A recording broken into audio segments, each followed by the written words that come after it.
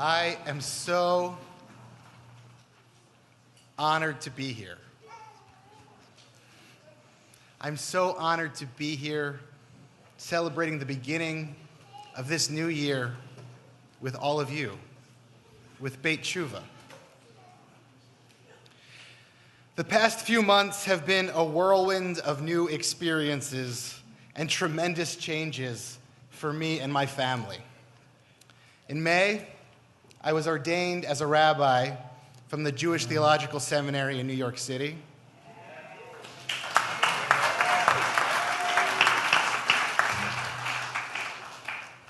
In June, our son Simcha was born.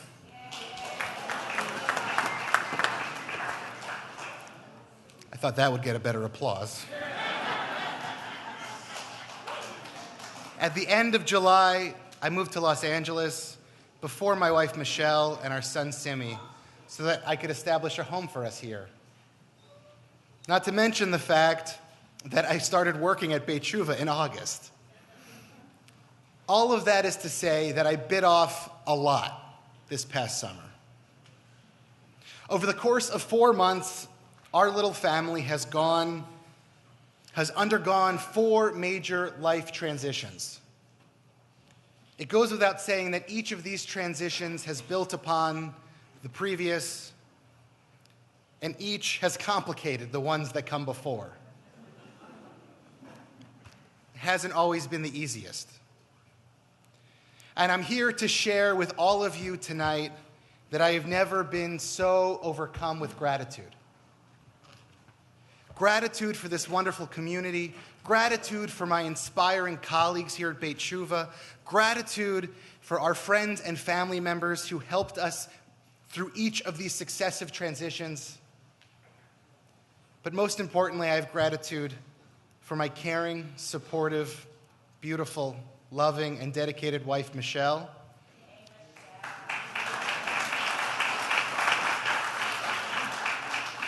For whom I know I would not be here without. I could not be here without. You are my light, you are my love. You inspire me daily, and you're the best mother in the world. I love you.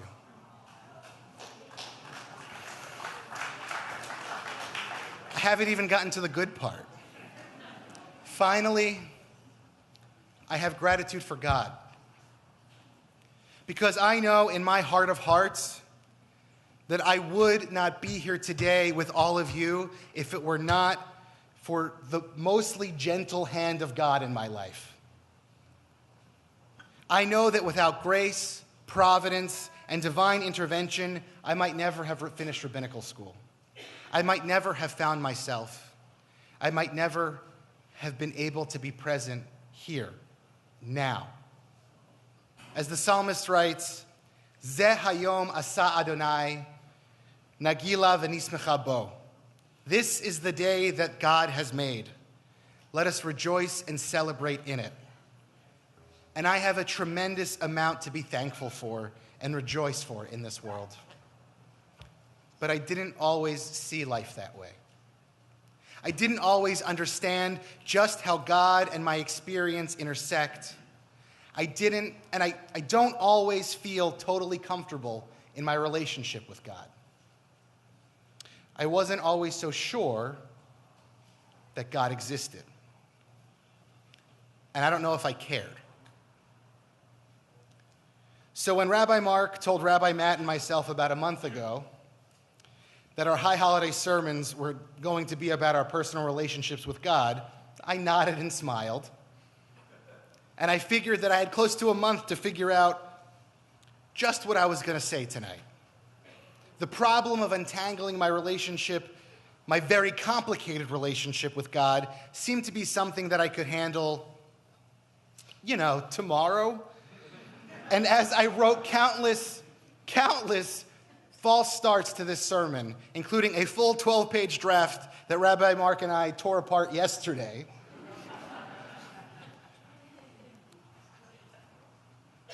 I realized that I was scared to write down my actual personal struggles with the divine. I was scared to share myself with you tonight. You see, it's a lot easier to write about the idea of a thing and not the thing itself.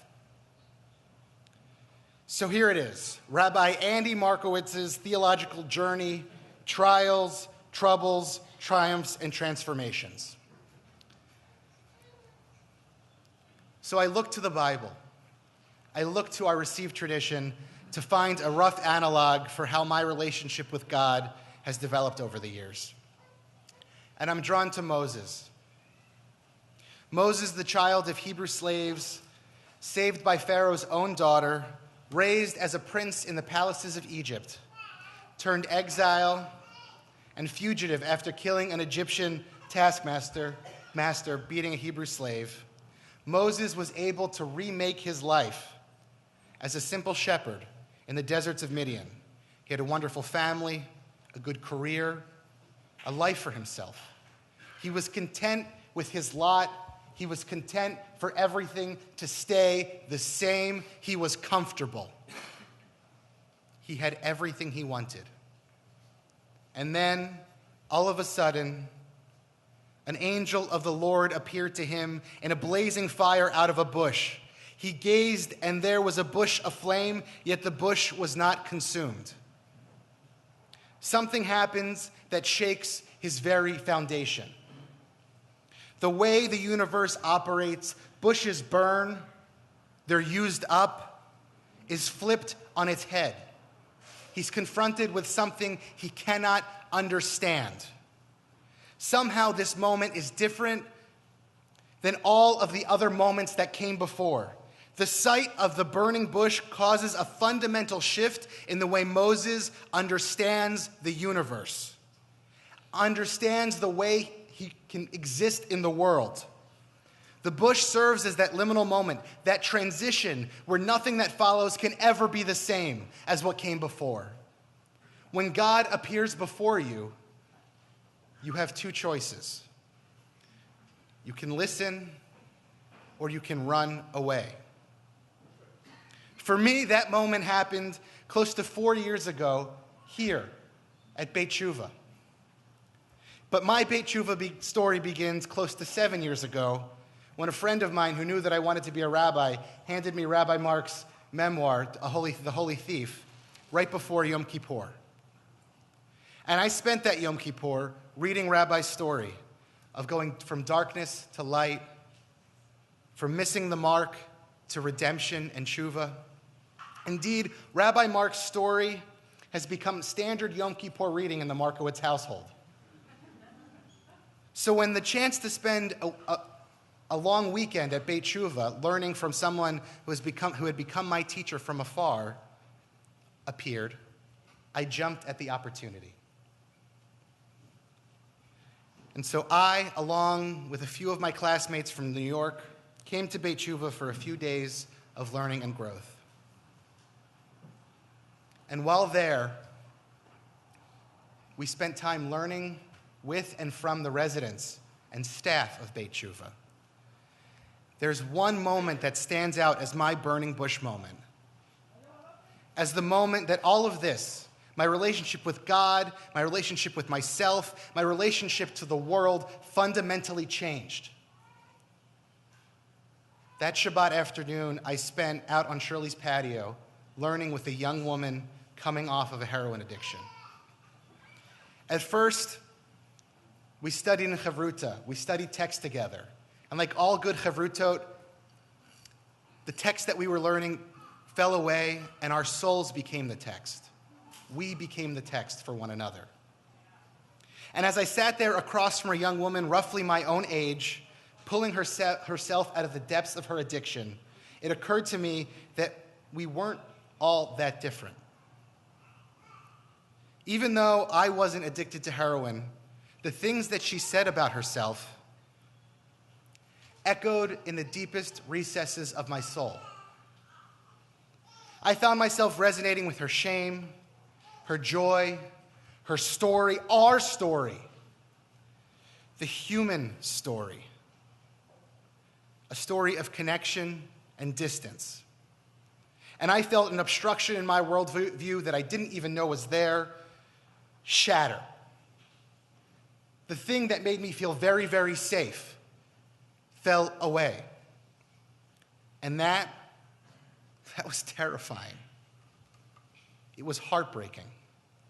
And as I later learned, it was ultimately freeing. I didn't know it then, but that young woman and that conversation served as my burning bush, as my divine emissary. For after that conversation, nothing was ever the same.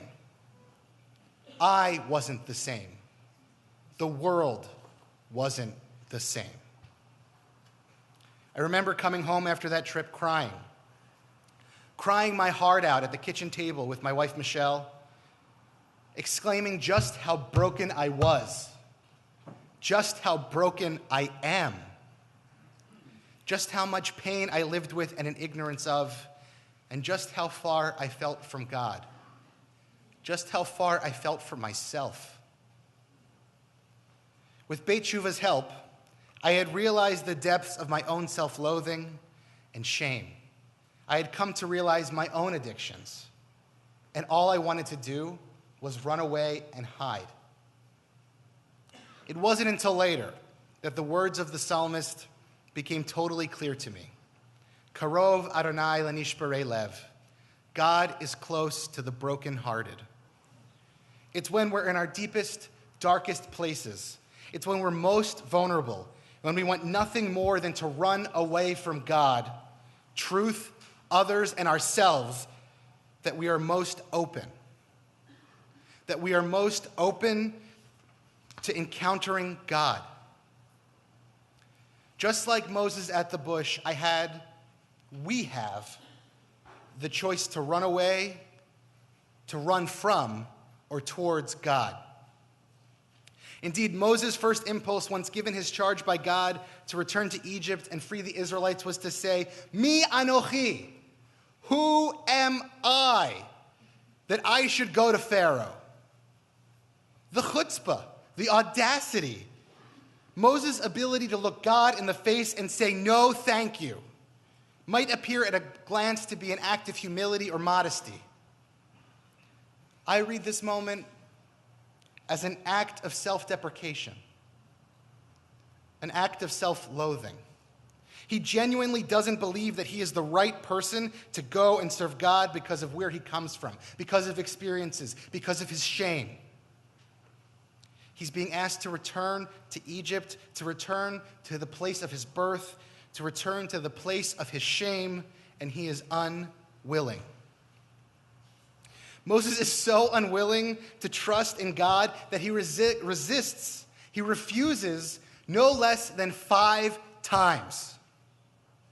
Each excuse building on the last, until finally, Moses implores that God go find someone else, anyone else, to go to Egypt and free the Israelites.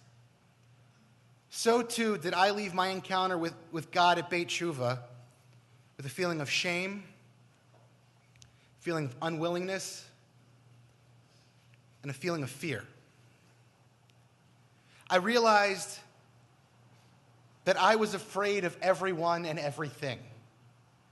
I was afraid of my shame. I was afraid of other people. I was afraid of myself.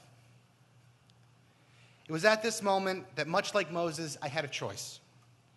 Either I could run away from God and myself and others, or I could lean in to the discomfort. I could use this pain, loathing, and dis-ease as a vehicle for connection and growth. Dr. Brené Brown, renowned scholar on shame, writes, "Owning our story can be hard, but not nearly as difficult as spending our lives running from it. Embracing our vulnerabilities is risky, but not nearly as dangerous as giving up on love and belonging and joy, the experiences that make us most vulnerable. Only when we are brave enough to explore our darkness will we discover the infinite power of our light." Indeed, it was due to my experience here at Beit Shuvah 4 years ago that I truly began my spiritual journey. I went to my first 12-step meeting later that week. I began to form connections in places I previously thought impossible. Prayer took on new meaning. It wasn't simply an act of going through the motions. to satisfy some cultural norm, or to assuage my guilt for not praying. Each prayer became an opportunity to connect with God, became an opportunity to connect with myself. My relationship with my wife, Michelle, became, I don't know how else to say it, more real. We've been together since we were 18 and 19 years old, if you can believe it. And this was our first real challenge that we faced together. I needed, and I still need, to do tremendous self-work in order to maintain that relationship. I learned that self-care consisted of things other than binge-watching Netflix and going shopping. We discovered new depths of love and care for one another, and have, as a result, never been closer. I didn't realize it, but I had to learn to love myself before I could demonstrate true love for another person. What's more, my religious practice, my Judaism, carried more weight. Once I leaned into the skid, the practices and traditions that I was learning in rabbinical school took on real consequences. The wisdom and practices of Judaism went from being cultural trappings to vehicles for connection and access to the divine, to others, and to my own being. Over the past 4 years, I have worked to harness the demons inside me as tools for growth and connection. I have sought to find the voice of God in everyday moments, like Abraham Joshua Heschel teaches. Just to be is a blessing, just to live is holy. I seek to be like Moses, who, despite his thinly veiled fear at heeding God's will, he went out and did as God asked. Why? We only need to look at God's response to Moses' first hesitation, his first refusal, his asking of me anochi, who am I? Why me? God tells him, ki ehiyeh imach. God says, I will be with you. I have to admit, I'm still afraid. I'm not sure that God's promise to Moses always holds true for me in every moment of my life. How do we know? How do we hear God when our burning bushes are all but ash? Being made in God's image, we have the capacity to discern what is right in the world, but we need to allow ourselves to experience what the world has to offer first. And that's the final current chapter of my relationship with God. For this past spring, just as I was graduating rabbinical school, preparing for a week of back-to-back interviews with congregations, schools, camps, and other Jewish organizations that hire rabbis, I received a call from Rabbi Mark saying that there was a job opening here at Beit Shuvah, asking if I might be interested in applying. Goes without saying that I was interested. And at every turn, there were voices telling me why Beit Shuvah was the wrong decision for this point in my life.